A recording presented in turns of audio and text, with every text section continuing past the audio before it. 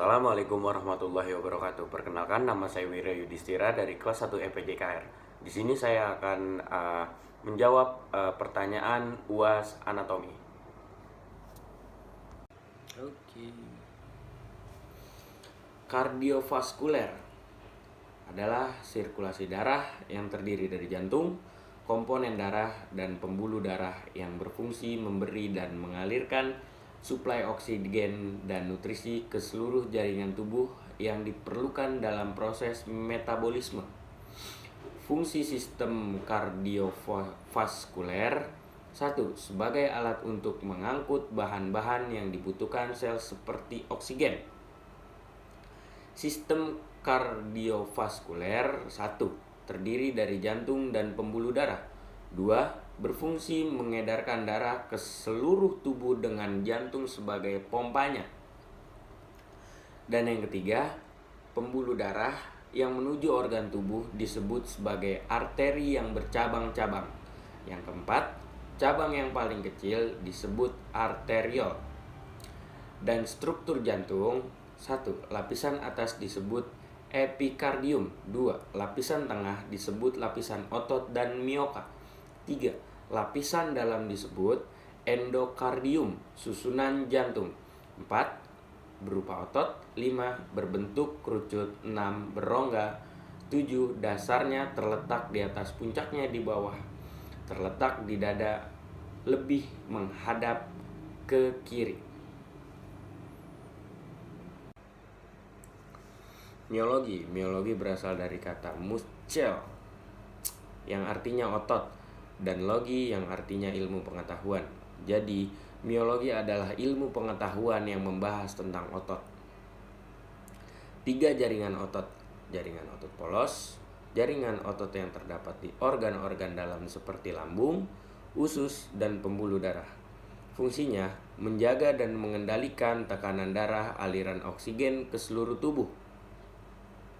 Otot lurik: otot yang menempel di tulang atau disebut juga dengan otot rangka. Fungsinya memicu kontraksi yang menunjukkan sistem pernafasan, pergerakan postur, dan memompa darah ke seluruh tubuh.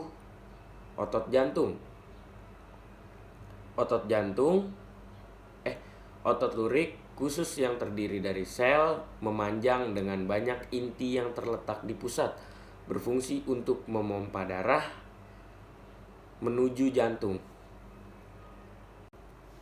Persendian ialah tempat perhubungan antara tulang-tulang atau antar tulang dengan tulang rawan. Secara fungsional, sendi dibagi menjadi syntrosis, yaitu sendi yang tidak dapat bergerak; amhiartrosis, yaitu sendi yang pergerakannya sedikit; diarthrosis, yaitu sendi yang pergerakannya bebas. Secara struktural, fibrosa, tulang rawan, synovial, macam-macam sendi. Sendi peluru persendian memungkinkan pergerakan ke segala arah. Dan sendi engsel persendian yang memungkinkan gerak satu arah. Dan sendi putar persendian yang memungkinkan gerak berputar. Dan sendi pelana, kedua ujung tulang membentuk seperti pelana. Dan sendi elips itu berbentuk oval. Dan sendi geser berupa pergeseran pada tulang. Gerakan-gerakan pada sendi: bergeser, ekstensi, fleksi, aduksi, terus rotasi, circumduksi, pronasi, sama supinasi. Osteologi berasal dari bahasa Yunani, osteon tulang, logos ilmu. Jadi osteologi adalah ilmu yang mempelajari tentang tulang manusia, sistem kerangka, suatu sistem yang disusun oleh sejumlah tulang dan sedikit rawan. Kerangka manusia dewasa disusun oleh 206 tulang. Fungsi kerangka manusia: 1. Penunjang dan pembentuk tubuh, pelindung organ-organ vital, alat gerak pasif, dan alat pengungkit. 2. Tempat bertambahnya otot-otot. 3. Tempat persendian zat kapur dan garam-garam. Yang keempat, tempat pembuatan sel darah dan klasifikasi tulang panjang yaitu alat penunjang dan alat gerak, tulang pendek, gandarnya pendek. Yang ketiga, tulang pipih, tulang dada, tulang dahi, tulang ubun-ubun, tulang tak bertulang, contohnya seperti tulang belakang dan tulang rahang atas.